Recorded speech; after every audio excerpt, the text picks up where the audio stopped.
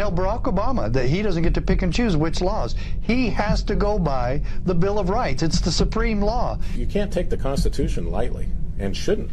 He does not follow the Bill of Rights. He does not respect the Second Amendment, and we're supposed to support him?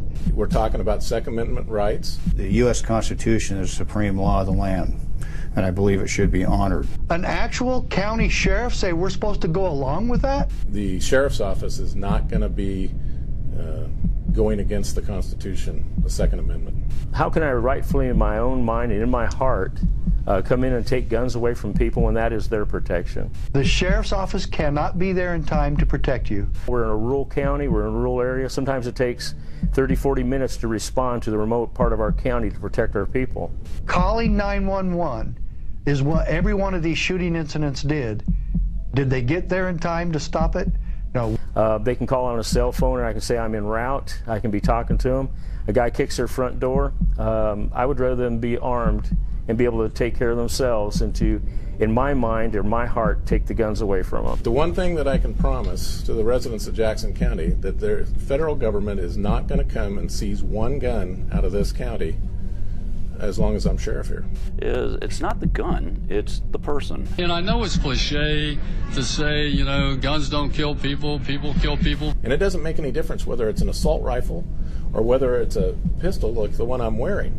But there's a reason people say that, because it's true. And we need to hold the person responsible. The gun laying there, as these are displayed on the table, and as the one I'm here, by itself doesn't hurt anyone, doesn't do anything. You're never going to pull a gun from Jackson County. My philosophy is a armed society is a polite society. To disarm the people is the best and most effectual way to enslave them.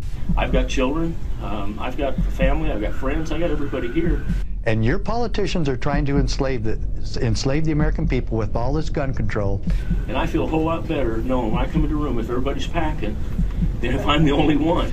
And we have good, honest American sheriffs that are trying to prevent it. Because they take me out first, and that means they're going to take out everybody else too. The problem is the criminals and the criminally insane. We can't do that to the exclusion of what the real problem is, and that is the people that are pulling the trigger. You're not finding concealed weapons holders going out there and going to schools. And I'm a sheriff of Jackson County, and I have we have 15,000 people that live here. The folks that have a concealed handgun license and doing this stuff.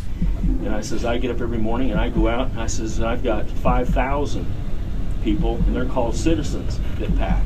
The criminals aren't getting their guns from gun stores, they're getting them from other criminals. You know, if I'm on the side of the road and I'm having a problem with somebody, I just assume somebody come up that's packing, you know, to help me. Hitler didn't do it all in one day. Do you know what he did first? He had registration. Mm-hmm. And he said this will make us safer. He had the same promise that we're doing now. That person has no right to be coming through their front door at any hour, making demands, making threats, making anything. We know this guy's a gun grabber. We know this guy's a communist. We know who he's acting like. I can't get there quick enough to help those people. My best help to them is to let them keep their firearms. Gun control is still against the law in America. It's their right to have a weapons system. You can write all the gun laws you want. Laws will not keep this community safe.